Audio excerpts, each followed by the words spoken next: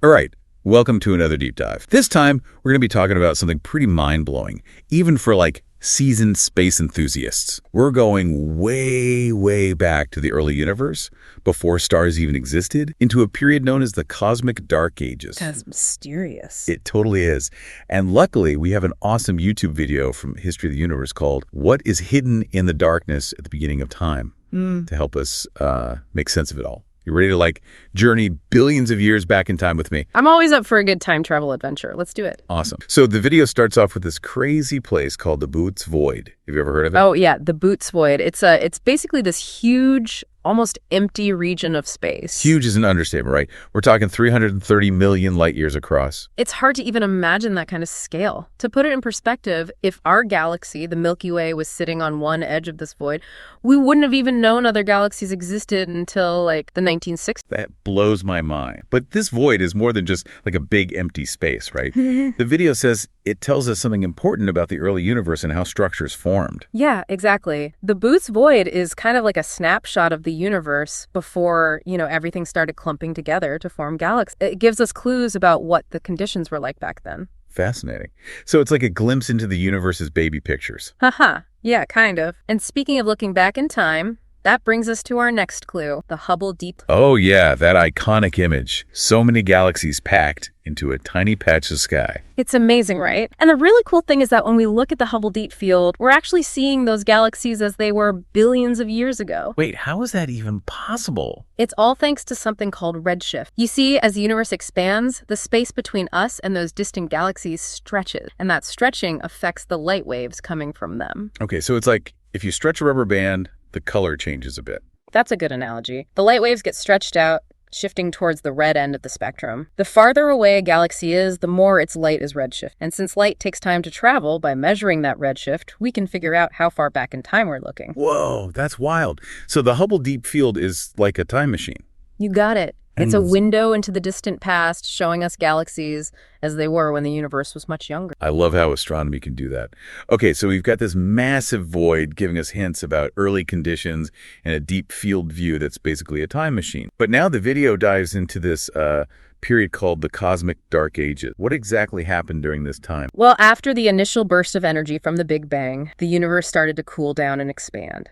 And for a long period, there were no stars or galaxies, just this vast expanse of mostly hydrogen gas. So even though the Big Bang was this intensely bright event, the universe actually went dark for a while. Exactly. In the beginning, any light that was around couldn't travel very far because it was constantly bumping into all the particles in this dense, hot soup of plasma. But as things cooled, atoms started to form and space became more transparent, but still no stars to illuminate anything. So it was dark, not just because there were no stars, but also because the existing light was being absorbed by all that hydrogen gas. You got it.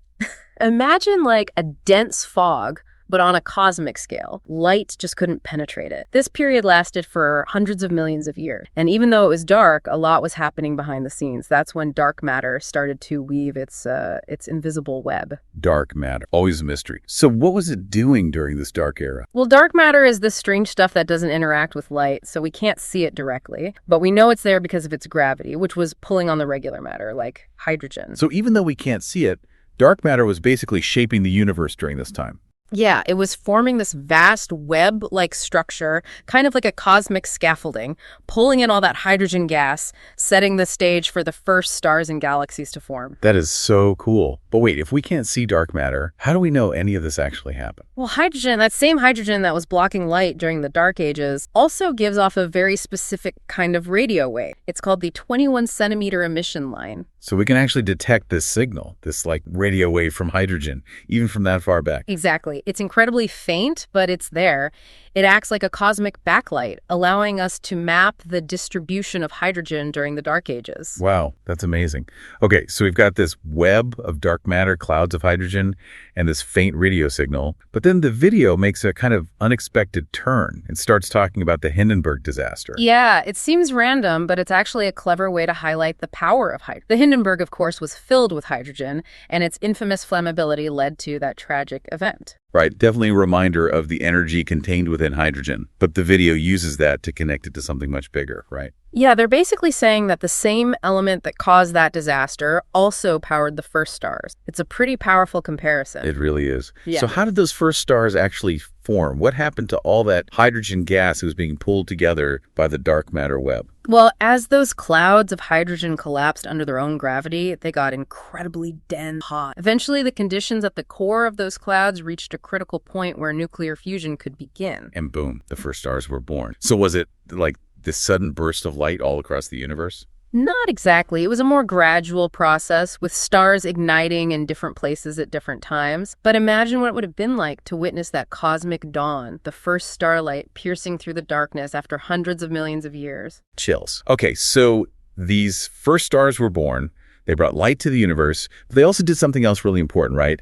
They transformed the universe through a process called reionization. Yes. The radiation from those first stars and the galaxies that began to form started stripping electrons from all that hydrogen gas that was floating around. So it was kind of like a cosmic makeover.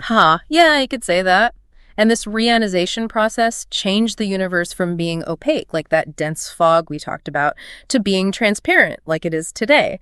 That's why we can see light from those distant galaxies. So basically, we owe our clear view of the universe to those first stars. Precisely. They cleared the fog, so to speak. This is incredible. We've gone from this massive void to the Hubble Deep Field's time machine to the birth of the first stars and reionization. It's mind-blowing. And it all happened during this mysterious era called the Cosmic Dark Ages. It's amazing how much we've learned about a period we can't even directly observe. And there's still so much more to discover. Absolutely. Well, I think we've covered a lot of ground in this first part of our deep dive. We'll be back soon to talk more about how scientists are searching for signals from the dark ages and what other secrets might be hidden in the early universe. Welcome back. It's amazing to think about this simple signal from hydrogen, the 21 centimeter emission line, actually helping us unravel all these secrets of the cosmic dark ages. It's like we found a secret code, a hidden language of the universe. It really is. And yeah, that 21 centimeter line is like the key to it all. But trying to actually detect it, especially from that far back in time, it's like, well, imagine trying to eavesdrop on a whispered conversation, but you're at a super loud rock concert. Oh, man, I can't even imagine. So what are the biggest challenges that scientists face trying to pick up this signal? Well, first off, we need incredibly sensitive instruments, just to even have a chance of detecting this faint whisper from billions of years ago. But it's not just about building bigger and better telescopes. We also need to develop these really sophisticated ways to filter out all the noise, like interference from space and even from here on Earth. It's a tough job. Sounds like trying to find a needle in a cosmic haystack. Yeah. But the video mentioned this really cool idea about using the moon as a shield to block out interference. Oh, yeah, that's a fascinating idea. So the far side of the moon, the side that always faces away from us, it's always shielded from all the radio noise coming from Earth.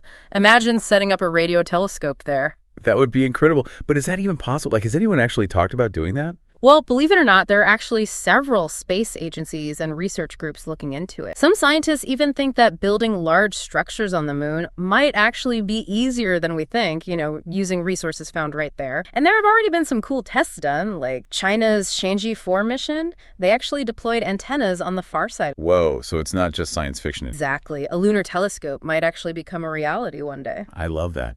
But even without a moon base, haven't we already used radio astronomy to map out our own galaxy, the Milky Way? We definitely have. That same 21 centimeter emission line, the one we've been talking about, it's actually been crucial for mapping the Milky Way. By detecting it, we can figure out where all the hydrogen gas is concentrated, which then helps us understand how our galaxy is structured, like where the spiral arms are, those big gas clouds where stars are born, and even those vast empty spaces between. That's so cool how one signal can be used to understand things across such massive distances from our own galaxy to those early moments of the universe. It really shows how important hydrogen is, right? But, while we're on the topic of the first stars, I'm curious. The video mentioned that they formed gradually, but what were those early stars actually like? Those first stars, they're often called population 3 stars. They were probably very different from the stars we see today. They formed from, just the primordial hydrogen and helium that existed right after the Big Bang. They didn't have all the other elements like carbon and oxygen that we see in stars now? Nope, not yet. Those heavier elements were created later. So these population 3 stars were basically just these giant luminous balls of hydrogen and helium burning super bright and hot. They were way more massive than our sun. But because of that, they lived fast and died young, ending their life in spectacular supernova explosions. And those explosions, that's how the universe got all those heavier elements that make up everything else, like planet, well, us. Exactly.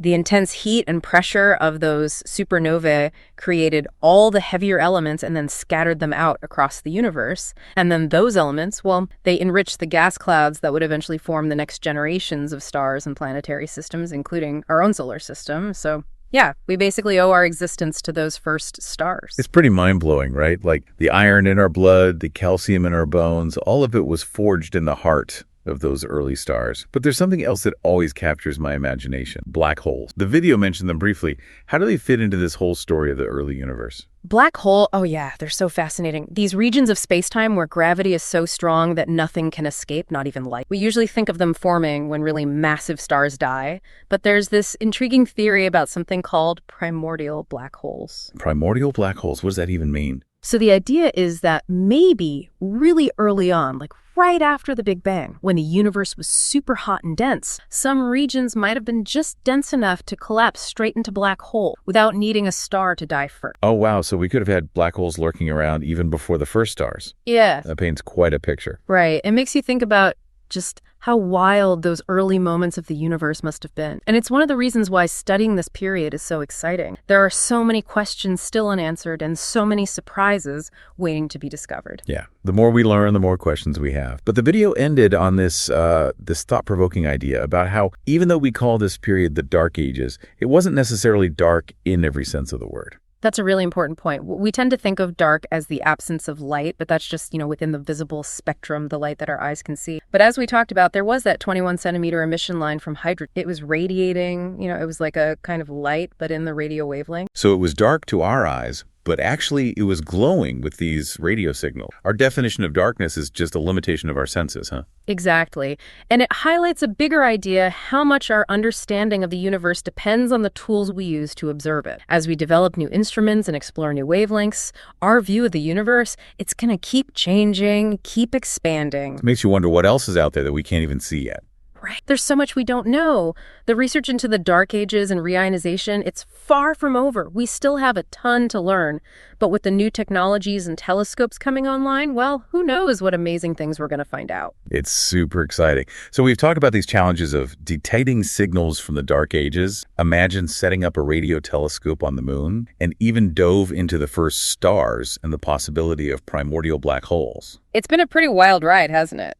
And in part 3, we'll keep exploring, diving into the latest research and the future possibilities in our quest to understand those very first chapters of the universe. Welcome back to our deep dive into the cosmic dark age. It's been quite a journey so far, going from this vast emptiness of the early universe to the brilliant light of the first stars, all these incredible changes. It really shows you how dynamic and how much the universe has changed over time, right? And even though we can't directly see the Dark Ages with our own eyes, we're still learning so much about it. Those faint signals, like that 21 centimeter emission line from hydrogen, they've become like our cosmic time machine. Yeah, and every time we find an answer, it seems like 10 new questions pop up. We talked about some of those big mysteries still out there, like dark matter, the timeline of reionization, and those primordial black holes. What other big questions are driving research on the early universe right now? Well, ultimately, I think we're all trying to figure out those really fundamental questions about our cosmic origins. Like, how did the universe actually begin? What were the conditions like, in those first moments after the Big Bang? How did the first stars and galaxies come together out of that primordial soup? And then, I guess the big one, how did all of this lead to the universe we see today with planets, stars, galaxies, and even life? It really is like a cosmic detective story. We're piecing together the history of the universe and our own place in it, using these faint clues, these signals from billions of years ago. That's a great way to put it. And just like a good detective story, there are twists and turns, unexpected discoveries along the way. Remember that whole Eddie GS controversy we talked about? It just goes to show that even with our, most advanced instruments and our best theories, we can still misinterpret things, and we need to keep refining our ideas as we get data. It reminds me that science is always evolving. It's a process. We have to be open to new possibilities and be willing to challenge our assumptions. Oh, for sure. And that's what makes it so exciting, right? We're always pushing the boundaries of what we know, venturing into uncharted territory.